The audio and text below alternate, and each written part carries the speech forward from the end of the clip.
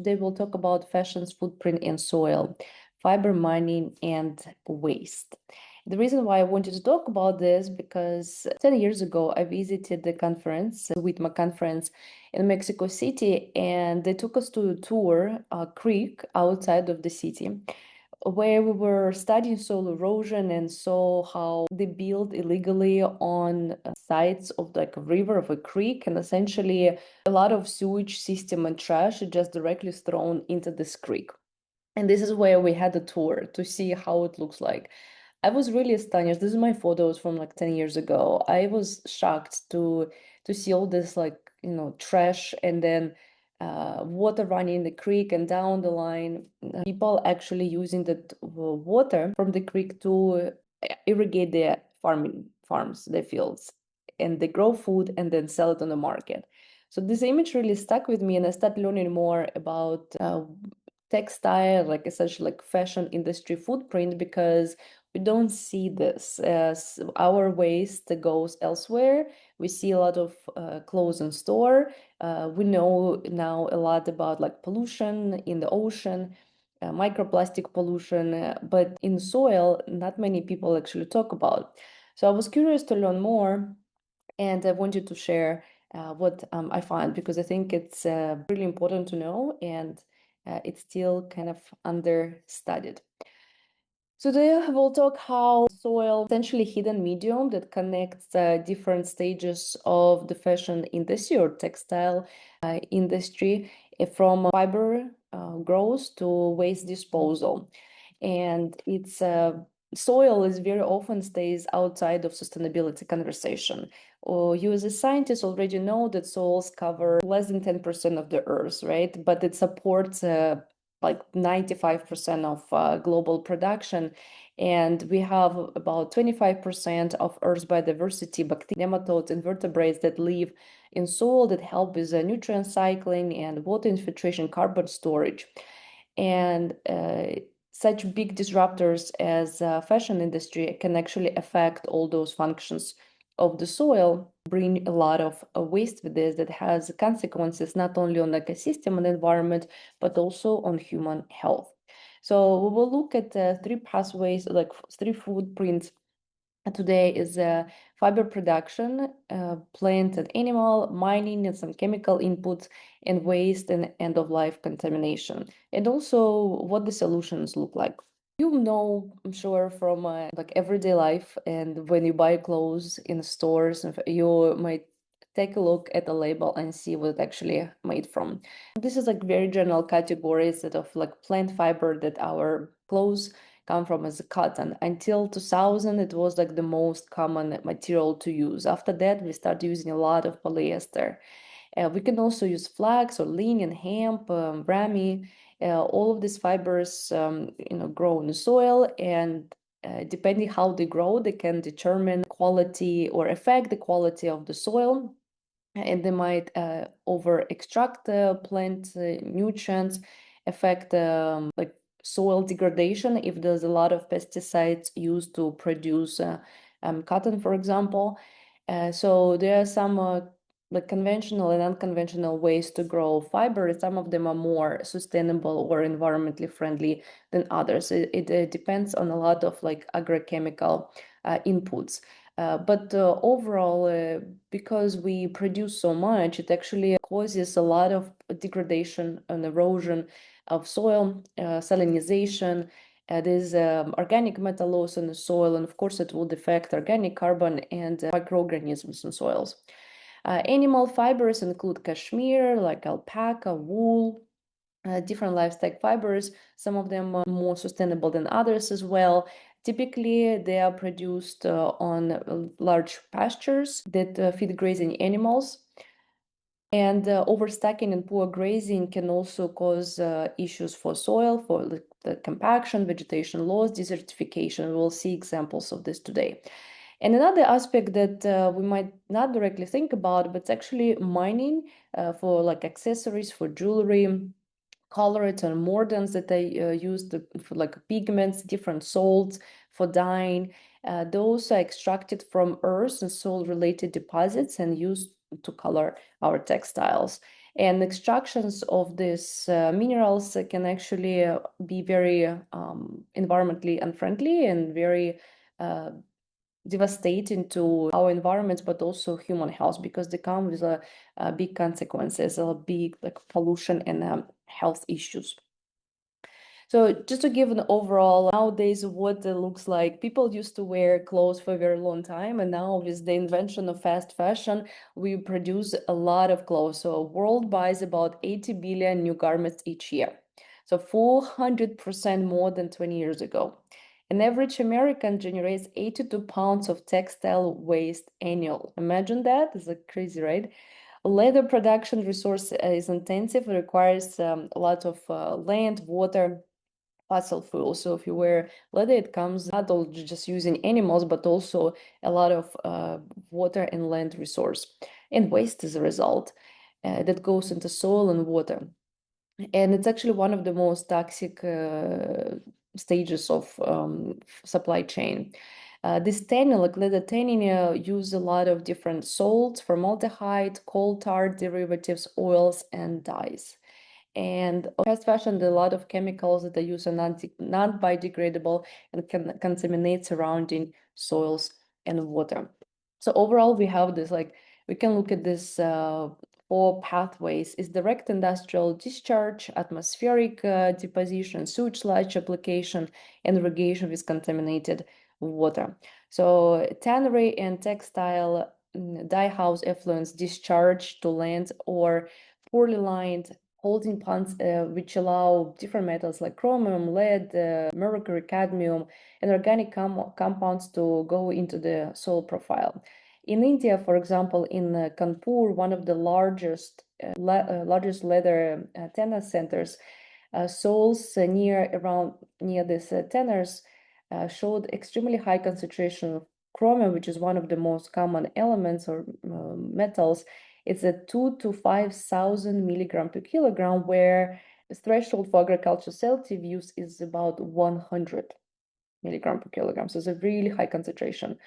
In another pathway, like atmospheric deposition, open burning of textile waste is another problem. In some deserts like Atacama, I will show you a slide later, and formal waste sites in South Asia, in sub-Saharan Africa, they can release a lot of particulate bound heavy metals, dioxins, polycyclic aromatic hydrocarbons that over time deposit on the soil, of course, go into water and the air. pH very persistent, they can bioaccumulate in soil organic matter and also known to be carcinogenic to organisms and humans, of course. In terms of sewage sludge application to farmland, wastewater treatment plants can capture microfibers. So we went with you to the treatment facility. We saw how this works. Not all of them in test for microplastics and what comes out, and not all of them can capture this, right? So a lot of microfibers actually and dyes can be released into the sewage sludge that is applied to fields and then taken up by plants. One of the interesting facts these days, actually one of the recent discoveries, is that this microplastics could come from a sewage sludge like biosolids and can go into tomato plants. The studies already found that. So quite a big impact. For example, in the UK studies, they found that microplastic concentration in sludge amended soils was from 0.9 to 4.3 particles per gram of dry soil with synthetic textile fibers as dominant fraction. And PFAS compounds, of course, can be also found in water-repellent textiles that are used as a finishing product and detected also in a sewage sludge amended soils in many countries in Europe and North America. And irrigation with contaminated water in some regions like China, Bangladesh, India, where they have a lot of these factories or like farms also. Farmers irrigate crops with river water contaminated by textile effluent. So there are some studies, environmental studies from Bangladesh, Buriganga River, basin where they found that rice paddy soils irrigated with such decontaminated water had significant contamination with copper, zinc, and chromium compared to controlled soils. And it also affected earthworm population and biomass, microbial biomass in the soil. So a lot of case studies around the world to show this detrimental effect on human health and environmental health. In terms of environmental health, we will show you like for a few cases like big disasters, what's happening because of the production of fiber, of animal or plant fiber. One of the biggest ecological catastrophes was actually happened in Central Asia. Now it's Uzbekistan. It was the Soviet Union in during 20th century. They were competing to become, the Soviet Union was competing to become the first cotton producer in the world, and they achieved it by the means of disappearance of this Aral Sea. You can see in 1960s that the body of water was quite extensive, and nowadays it's practically disappeared. It's really disastrous. There's a lot of environmental problems caused by this water disappearance because it caused soil salinization, because that water evaporated, so salt stayed behind, and they were transported by wind to other croplands. There's of course loss of fertility, desertification overall, and people lost a lot of jobs because they couldn't fish anymore. And they diverted, and the reason why this happened is because they diverted two rivers, Sirdarya and Amudarya, from the Aral Sea, and essentially there was no input of water anymore because those rivers were diverted into croplands to produce the white gold cotton. Another problem is in Indonesia. It's actually more recently in 2000s. They produce rayon or viscose. It's quite popular, and they have to do clearance of the forest for pulpwood plantation. Essentially, they displace, as you can see on this photo, forest and peatlands. And some scientists calculated that it takes about the size of Belgium to grow this eucalyptus and acacia plantations in Sumatra and Kalimantan. It's about under 3 million hectares. And it's only after 8 years and 30% of expansion. It's a huge consumption of wood. And this also grows converted about 1 million hectare of natural forest to monoculture. It's 10% of Indonesia's primary forest loss just in the last 25 years.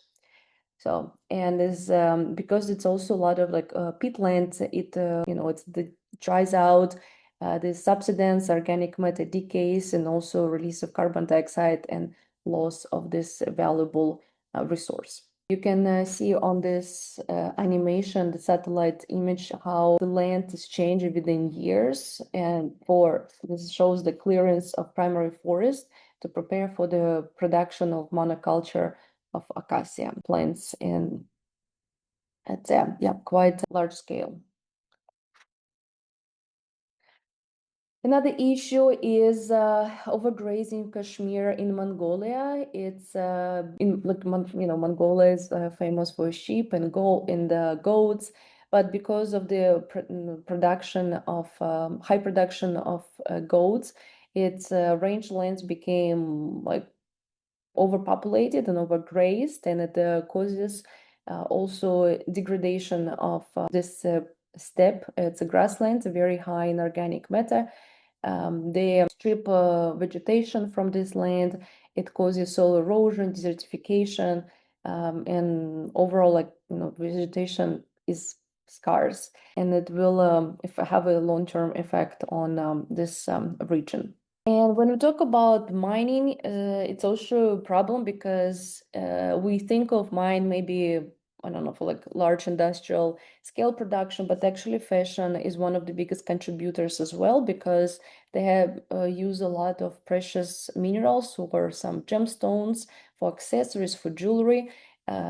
Pigments can also come from certain rocks that can use in dyeing and finishing. Some metals, of course, it's silver, it's gold, it's sapphires and diamonds and beautiful iron oxides that they use, the rubies. So all of this can actually come from minerals and that are mined in Africa or South Asia, Latin America, in very like vulnerable communities where people have no choice but work at low wages and very environmentally unfriendly conditions. So very often, I told you this case before, they used, for example, mercury, amalgamation with mercury to extract gold, and people work with mercury bare hands. And of course, it's distributed around the homes, like mine areas that are close to settlements, and it has a long-term health impact on people who work there, on miners themselves, but also on their children who are exposed to it. So mining overall comes affects all through disturbance and waste. Well, when we think of disturbance, obviously it's degradation of the topsoil. Some of this can be totally removed because they are digging down. It clears the vegetation. It causes erosion. Then it also this process comes as a waste product. A lot of tailings can be left behind. They could oxidize, they acidify the environment. Sometimes you can see this like photos with like very orange colors.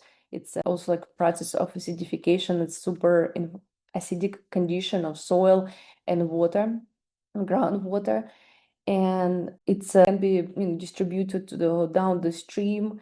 All this like salts and mordants and further can go into agricultural soils if they're not captured and treated. So the fashion footprint includes not only like farms, but also it's forests, it's stepped grasslands, processing zones, waste sinks, like really large scale production. And then where it all ends up is actually we produce so much of textile, right? We said like it's 400% more than years ago, and we don't consume all of it. And a lot of it is actually made not of natural fibers that can biodegrade, but they come from polyester. It's a synthetic product, and it doesn't decompose very quickly.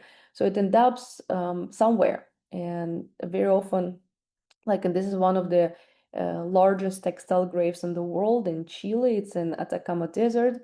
You can see this huge quantities. You see satellite images of clothing dumps. They are creating like really this mounds of textile waste that visible even from the space. And they sometimes, they burn them, but it could release microplastic into in the larger scale. They have a lot of dyes, a lot of toxic combustion products that could contaminate the soil, the groundwater, could be distributed by the air and go to local communities and have cause of respiratory disease. So it's a big world problem, different regions affected by it. So let's look at more statistics. So at the production scale, the global fiber reached 113 million metric tons in 2021, which is like essentially like doubled for the last 2 decades. Cotton alone occupies about 2.5% of world's cultivated land, but accounts for 16% of all insecticides used globally. So it's not only the production that uses a lot of water and land to grow, but also its chemicals, right, that they use to have the highest yield. Polyester also dominates, it's like 54% of the fiber production and comes obviously from petroleum products, and it does not biodegrade, and it takes very, very long time to degrade in the environment. And I'll have a scale for you how long different things take to break down.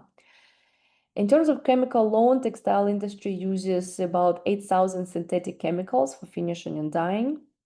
200,000 tons of textile dyes are lost to effluent annually around the world. Some of the most prominent, like usable dyes are azo dyes. They're mostly widely used class. Takes about majority, 60-70% of the textile dyes. They break down in anaerobic soil conditions into aromatic amines, and many of them are actually carcinogenic. And cause cancer to people, microorganisms can be affected by it, and they're very persistent in the environment. In terms of land use, textile fiber production occupies 35 million hectares globally, so it's a very large amount of land. And grazing land for cashmere, for wool, different animal product fibers, it's about 3.4 billion hectares, 26% of the Earth's ice-free land surface. Very high amount, right? Weight and depth, it's 82%, 92 million metric tons of textile waste generated and goes to landfill. We saw the example in Chile. And synthetic fiber, they go to landfills. Some of them can be actually leach. They become plasticizers, flame retardants, and dye compounds that can also go into groundwater through the soil. And when we wash our textile, our clothes, actually, we don't think that it's connected to soil as well. We often think it's more for like an ocean problem, but a large fraction also ends up in the soil. When we wash synthetic clothes, microfiber released, and it goes into wastewater. Some of the treatments processes can actually remove the particles, but instead of destroying them, they can concentrate again in the sewage sludge we already know as biosolids. And these biosolids are applied as fertilizer to agricultural land. And this creates a direct pathway between our washing machines to ecosystems. And microfibers in soil, they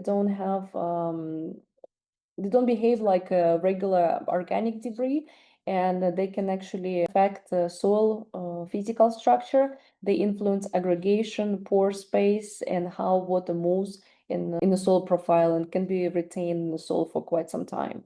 They can also affect biological system. They can shift microbial community composition and affect enzyme activity involved in nutrient cycling.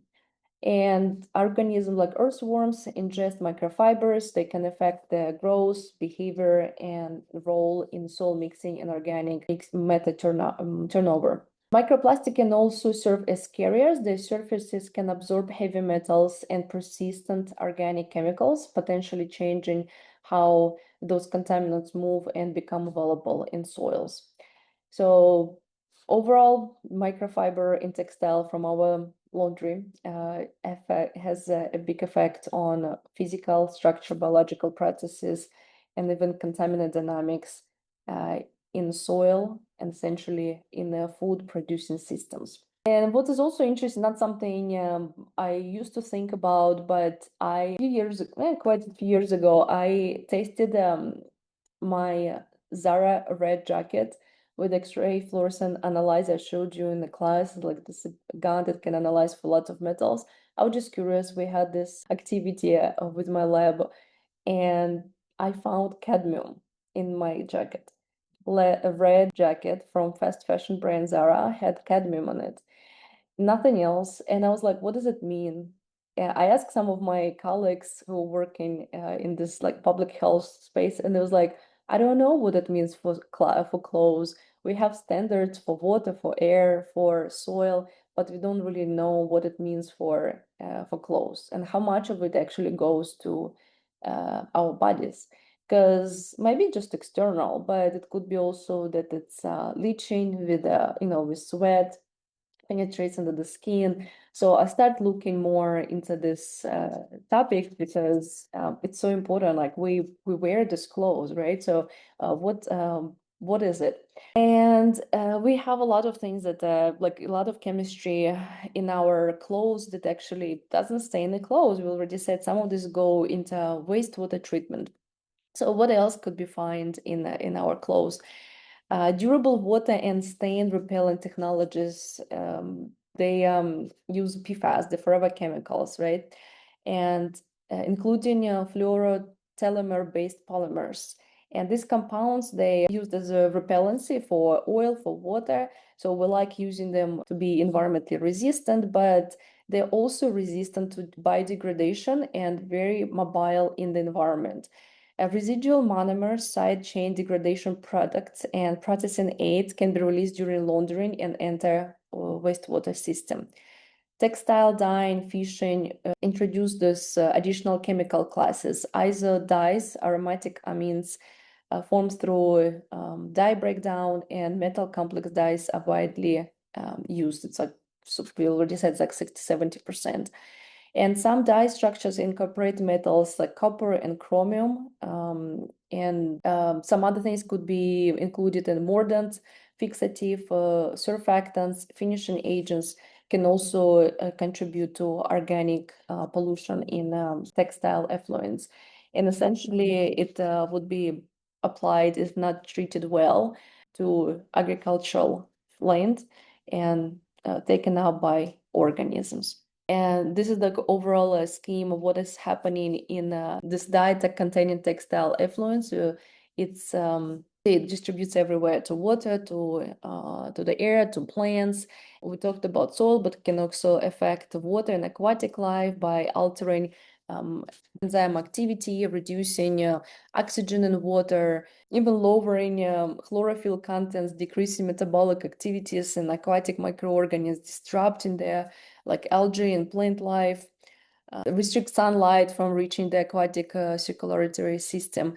It has like really a big ecological impact on different areas of our globe. And water and air and soil and plants and humans. So we can see that ingestion or inhalation of like textile dyes can also have impact on nervous system. It can damage neurons, potentially neurodegenerative disease, increased cell damage due to oxidative stress. It could affect behavior, even cognitive alterations like mood disorder.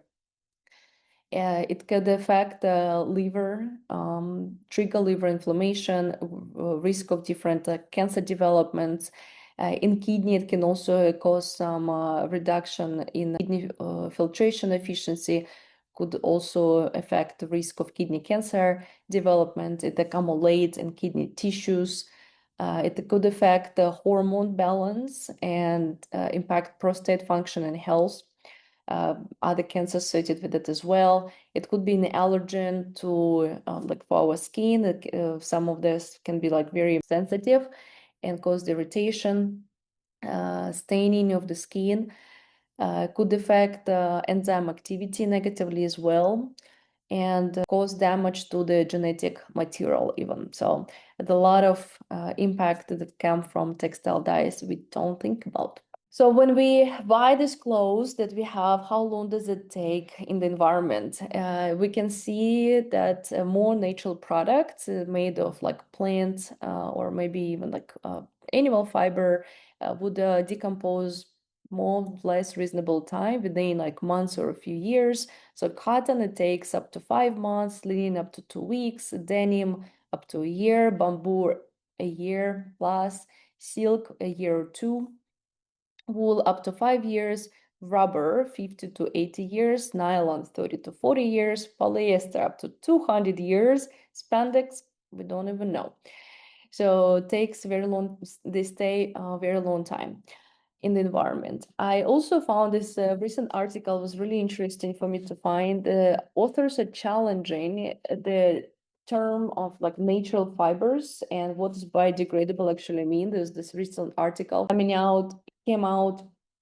They investigated lake sediment and they found some fiber that stayed in sediment of a lake for 150 years. And it's quite interesting because, we think of natural fiber would degrade a very short period of time, but apparently in the environment, in that certain conditions, it stays much longer. So I think we'll see more research comes out related to this, that actually how long it can stay in some like anoxic condition when there's no degradation, aerobic degradation of the clothes. Oh, I need to charge my laptop. So we talked about microplastic. So it takes a lot of plastic to produce. A lot of plastic is released into the environment. There's actually 50 billion plastic bottles in the ocean every year. And when we think about like the clothes, a lot of times, like we maybe wear it, maybe we'll donate. We think we'll do good thing by recycling it, but it's actually 15% of used textiles shipped overseas, and we don't know what happens to it, but we actually do now. You saw some examples where they're dumped in landfills, or and maybe they're burned, and only 1% of clothes they're recycled every year. So it's not as much as we think and love to. So what are some of the solutions? And you probably have heard of term of regenerative agriculture that is nowadays quite used a lot to show, to use practice essentially how we can improve our agriculture long term and not just sustain the resource, but actually give back to our soil so that it can produce high yield and support the life in the soil. But in fashion, they came up with adopted the term of regenerative agriculture and used the term regenerative fashion. And essentially, it's using agricultural regenerative practices like reducing disturbance through reduced tillage or no tillage practices by keeping soil covered year round, by increasing biodiversity, soil with like crop rotation, cover crops. Here an example of like peas. We can use a clover, intercropping or agroforestry. So using different pasture mixes. Keep leaving roots in the ground. So again, reducing plowing and tilling. So we have organic method that can be used for microorganisms and help with stabilization of structure. Integrating livestock that using adaptive or rotating grazing to cycle nutrients, to build organic carbon and improve infiltration of water. Overall, these practices help to, or aim at least to restore and not just extract and return, but actually bring even more benefits to the soil that in terms of like building organic matter, improving irrigation, help with the biodiversity and improve hydrology in the soil for long term. So regenerative fashion begins with regenerative land management. It's healthier soils, more diverse ecosystems, and fibers produced within systems designed to restore rather than deplete. Some companies already integrate these practices in the like fashion in the labels, brands like North Face. They use materials that come from farms, focusing on restoring soil health and sequestering carbon. Patagonia supports farmers who grow cotton using regenerative organic certified practices. Eileen Fisher uses merino wool that makes a positive impact because they use more for holistic grazing practices that help draw carbon from the atmosphere and restore soil health.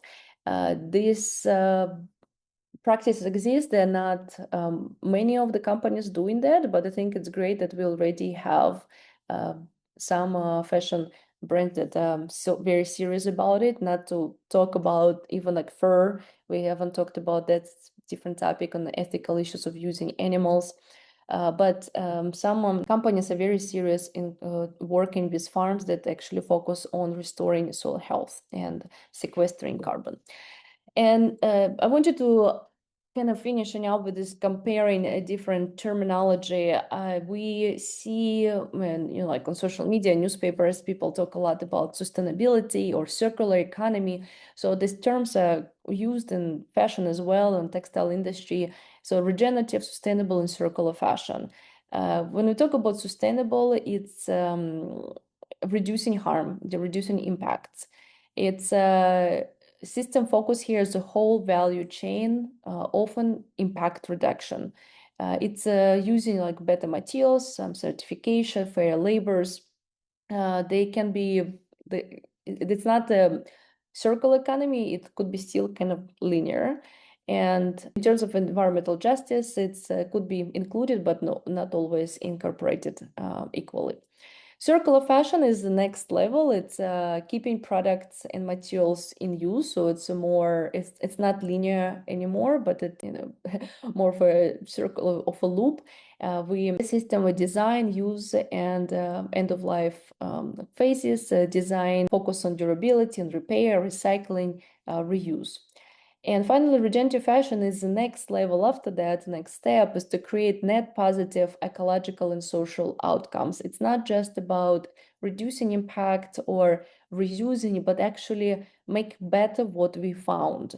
It's upstream land use, regenerative agriculture practices we just mentioned, ecosystem restoration, community regeneration. It's working with farmers, with workers around, like miners, people, different communities around the world, to make sure they are like work in a more like environmentally friendly conditions, and they're like more have a better wages and just condition overall where they work and healthier.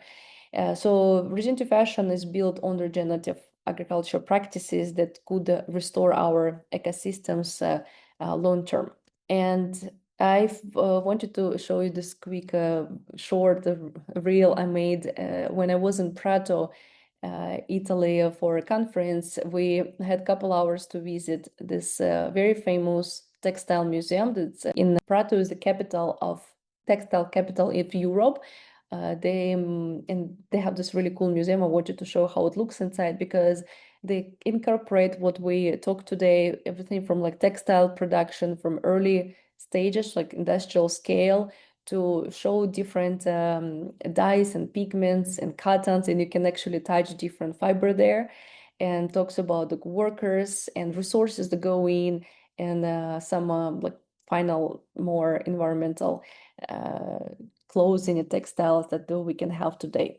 I'm proud to Italy inside the textile museum, once a working mill that powered the city's textile industry for centuries. Here, every thread tells a story of soil, water, and craftsmanship. Textile that long before the loom, in the ground where plants grow, and in the minerals that give color and strength to fabric. The dyes, the fiber, the textile, all traces back to the earth. Prata became one of the Earth's textile capitals thanks to its clean water and skilled artisans.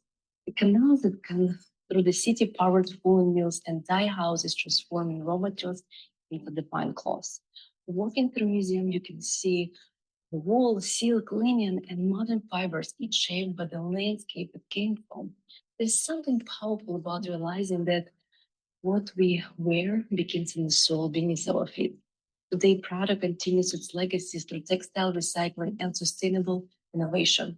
It's a living example of how tradition and science can work together for a cleaner future.